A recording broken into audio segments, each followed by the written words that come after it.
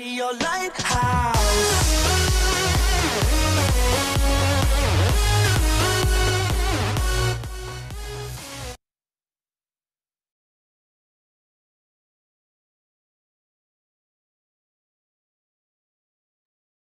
Ayan, so first of all, thank you so much sa lahat ng manonood itong video na to. For sure, madami ka pong matututunan.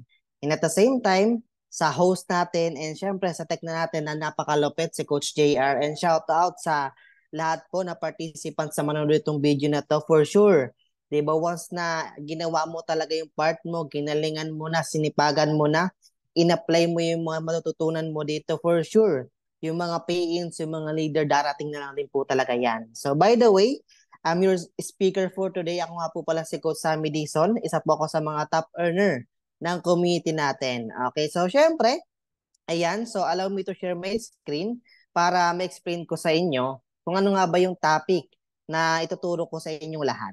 Ayan. So by the way, comment naman number 10 if nakikita mo nakikita mo nang maayos yung screen ko.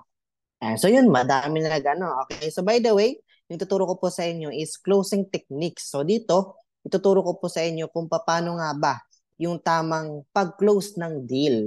Okay, meron lang po mga technique or proper na mga dapat sabihin, mga keyword para maintindihan talaga ng client mo.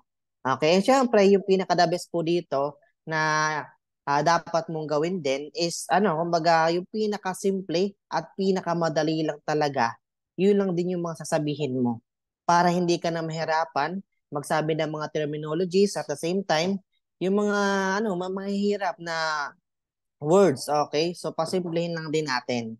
So ayan. And syempre, okay, so dito hindi po tayo dito magta-topic ng presentation, invitation, prospecting, and follow-up. So dito ituturo ko po sa inyo yung pag-closing or pag-close ng deal para syempre ma-convert siya into sales. So syempre dapat, 'di ba? And closing is 50% aura, 50% skills. Ano nga ba yung ibig kong sabihin nito? Meaning to say, dapat kung meron kang client or meron kang na-schedule na kakausapin. Okay, so mas maganda, well-groomed ka. Okay, and at the same time, kahit hindi ka man sobrang formado, at least naka-quote ka. Para man lang nakikita ng client, di ba? Na itong tao na to professional, okay? And at the same time, kaya talaga ako nitong tulungan kasi mararamdaman ka mismo ng client mo. Di ba? Kahit nasa online yan, ramdam mo talaga na itong tao na to is credible and updated. Na kaya ka talaga niyang i-guide dito sa community, kaya ka talaga niyang tulungan at maging successful din tulad niya. And syempre, yung 50% skill, di ba, madali lang po yung matutunan na skills. Kasi bakit? Along the way, kahit bago ka pa lang po dito or medyo matagal na, along the way, dapat kailangan mo talagang mag-improve rin yung negosyo. Kumbaga, mastery is the key. Diba? Kasi, di ba, natutunan ko lang din to. Okay, once na mas madami kang alam sa negosyo or knowledgeable ka, di ba, madali mo lang din talaga matuturo sa mga leaders mo or new business partner mo yung mga dapat gawin at tama. Di ba? Kasi gano'n naman talaga eh. Kung sino yung pinakamagagaling, sila talaga po yung binabayaran. Tama? Eh, syempre, closing the sales. Ayan, is an art. So, dapat, kumbaga, kung isa kang artist, iba, alam mo dapat kung paano mo kakausapin yung client mo. Ay, kung ano man yung mga concern niya, dapat alam mo kung paano sagutin, 'di ba? And kung ano man yung mga gusto niyang sabihin sa iyo, 'di ba? Pakinggan mo siya, okay? And i-relate mo lang din para makarelate din siya. Kahit ano man yung background niya, as long as yung sinasabi mo is nakaka-relate sa kanya, for sure, 'di ba, maiintindihan din talaga niya kung ano yung mga gusto mong iparating at explain sa kanya ng maayos. Ganun po, kumbaga dapat maging artist ka, ikaw yung kumbaga nasa sayo. Okay, nakasalalay sa'yo kung yung tao na yun mag-pay-in ba or mag-join ba sa community natin. Kasi ikaw mismo, di ba? Kahit ikaw mismo, kinakausap mo siya mag-isa, as long as magaling ka na, di ba, confident ka sa mga sinasabi mo, and alam mo talaga kung paano gawin yung negosyo, for sure, kaya kanyang pagkatiwalaan. Kung man yung gusto, first na-explain mo na yung marketing plan and everything. Okay? So, kung ano mo yung pinakamataas, as long as syempre kaya mo siyang i-handle yung mga objection niya, kaya talaga niya mag-all out. Tama, ganun po. Dapat maging ano tayo, maging magaling tayo sa ginagawa natin. Okay? And syempre, ayan, what is the general principle in closing? So dito na natin ita-topic, 'di ba? Ito isa to sa mga pinaka-importante. Kasi bakit, 'di ba? Close the closable, meaning to say, yung i-close mo lang din po yung mga interested sa negosyo natin. Okay? It doesn't mean na magsabi siyang no right now. For example, meron kang nakausap na client. Tama. Binigay mo na yung best mo, ginalingan mo na, sinipagan mo na, in-all out mo na yung galing mo, pero yung sinabi niya sa pagkatas ng presentation, di ba, hindi, or ayaw ko. It doesn't mean na ayaw or no right now, di ba? No na yun forever. Malay mo, di ba, nag-iipon lang siya ng pera, di ba, tanim-tanim mo siya. Okay, kasi meron pa akong mga na-encounter na ganon, na sabi niya that time, pagkatas ng presentation, ginalingan ko, sinipagan ko. Diba? And in-all out ko yung best ko. Sabi niya, hindi mo na rate na ang dami ko pang inaasikaso. Okay? So, sige, okay po. Sige po ate, update mo na lang din po ako if ever na ready ka na para naman, syempre, matuloy po natin yung negosyo na meron po tayo dito and mapagtulungan po natin. Okay? Time goes by, siguro inabot po ng mga ilang months yun bago po siya nag-join. Pero yung point ko nun po, syempre nag-join pa din yung yung client. Tama, isa pa rin sa mga bago nating tutulungan sa community na magbago din yung buhay. Kung ano yung nangyari sa atin, diba, ganun lang din yung ibibigay natin na service or i-all out lang din natin para matulungan din natin yung tao. Okay? And syempre, ayan, ito naman po, ituturo ko naman po sa inyo, what should be your mindset in closing. Okay, so syempre dito na po natin proper mindsetting kung paano natin kakausapin yung client or yung prospect natin. Okay, mas maganda guys na alam mo talaga. Alam mo kung bakit mo siya papa-join at alam mo yung purpose kung bakit mo siya gustong matulungan sa community natin. Tama? Kasi syempre, di ba dapat ikaw po yung maging solusyon sa matagal niya ng problema. For example, meron ka pong mga nakakausap kasi typical po, no, halos karami na kinakausap natin mga FW. Typical sa mga FW na puro pa lang po padala yung mga pera. Tama? Wala po silang naiipon. Karamihan po sa kanila, bigay dito, bigay doon, paaral dito, paaral doon. Diba? Gastos dito, birthday yan, and everything na kailangan dito sa Pilipinas, pinapadala talaga nila dito. Kaya yung tendency niyan, karamihan po talaga sa mga FW, walang ipon, okay, puro resibo lang at edad yung naiipon. Kaya karamihan po sa mga FW, di ba, tumatagal lang how many years bago nila na-realize kung bakit kailangan nila magnegosyo. Tama ba? And ikaw dapat, as kumbaga leader dito, and at the same time, ikaw yung nag-offer ng opportunity, dapat ikaw yung maging solusyon sa matagal nilang problema. Okay? Para naman, 'di ba, ma-enlighten din sila. Okay, maintindihan din nila kung paano tagawin ang business natin. And at the same time, 'di ba, ikaw yung makapagbigay ng hope or mabuhay ulit yung mga pangarap nila. Kasi may mga na-encounter po ako dito, 'di ba, na once nung na-explainan ko, 'di ba, nabigyan ko ng inspiration, yung sinasabi na sa akin, thank you so much. 'Di ba, nakita ko tong opportunity na to. And sabi pa nila sa akin, 'di ba, na-encounter ko din po na sa sobrang dami ko nang na-experience, bakit ngayon lang ka lang dumating sa buhay ko? Parang pag-ibig lang, no? Bakit ngayon ka lang dumating? Okay? Di ba? And syempre, kumbaga it happens for a reason naman. Sinasabi ko sa kanila, it happens for a reason na kung bakit ngayon lang din tayo nagkakilala and ngayon mo lang din to nakita. Di ba? Malay mo, nag-pray ka na sana may magandang opportunity dumating. Di ba? Ito na yung, ito na yung solusyon. Okay, yung po, yung proper mindset kung paano mag-close ng deal. Okay, kumbaga heart-to-heart talk na kakausapin mo talaga siya para naman, syempre, mas, kumbaga, mabilis mong ma-deliver.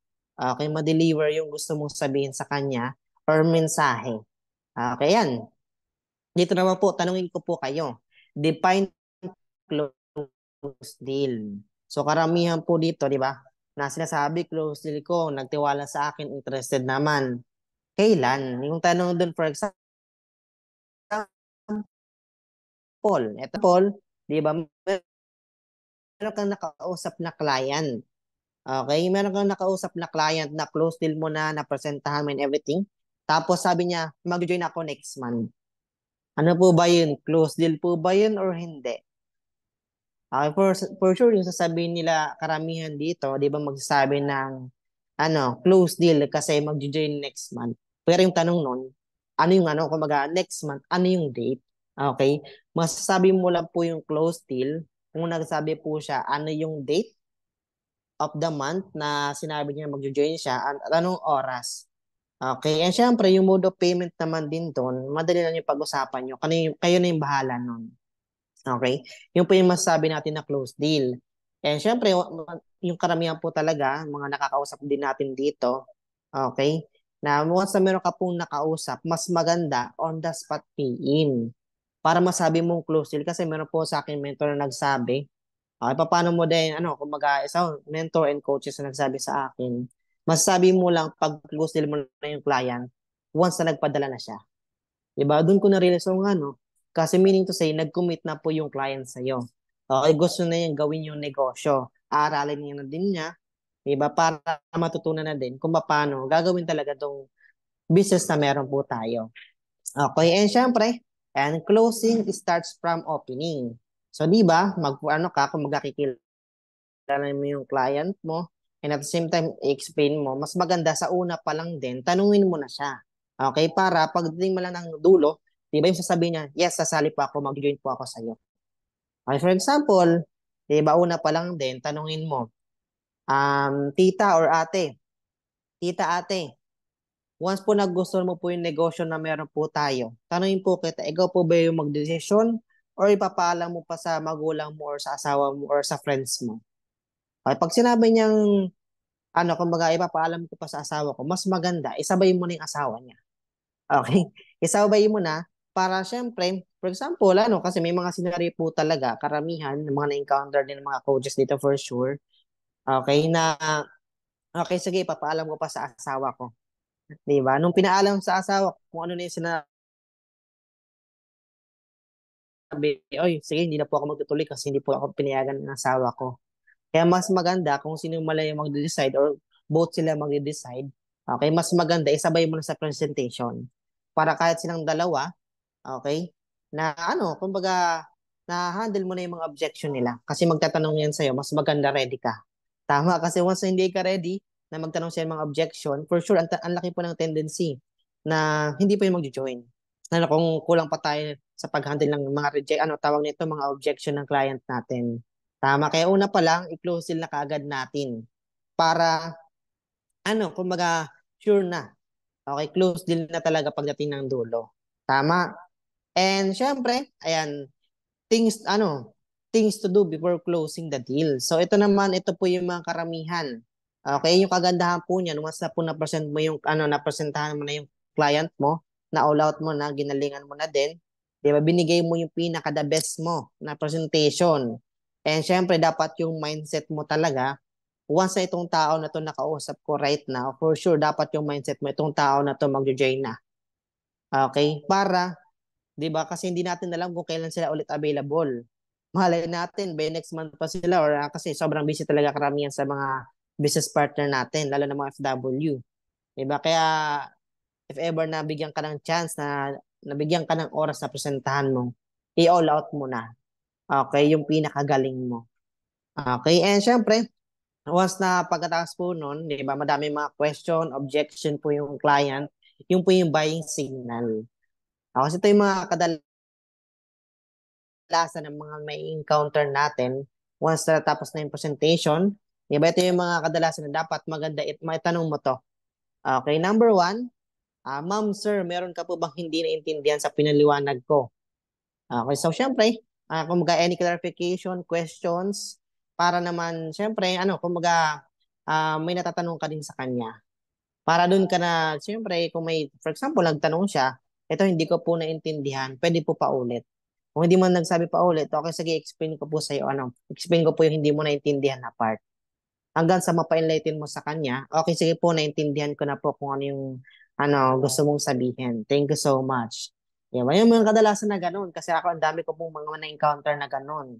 Kasi minsan, di ba pala natin present, okay, hindi na natin ito naitatanong. Lalo na sa mga baguhan or yung medyo matagal, minsan nalimutan din ito itanong. Di ba na kung may hindi ka ba naintindihan sa piniliwanag ko, basta okay, sige, proceed na po tayo sa sa mode of payment, padala ka na right now. Minsan, hindi ba nagtutuloy yun kasi may hindi pala naintindihan. Pero once nasagot mo yun na hindi niya naintindihan, possible po na pwede po yun mag-on the spot pay in. Meaning to say, right now, di ba, pwede nyo nang i-live transact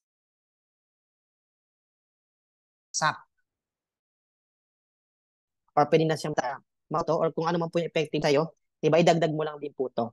Kasi ako me personally, ginagamit ko din po itong mga ano na to, mga questions. And doon mo makikita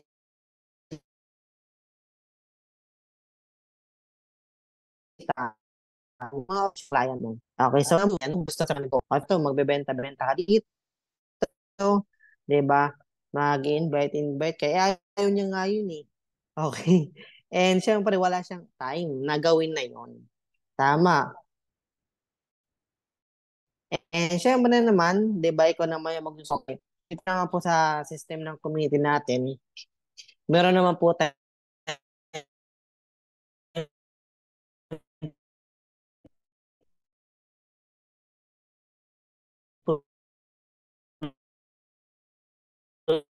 system na kahit kung or benta, pa, di po, kumbaga third pro,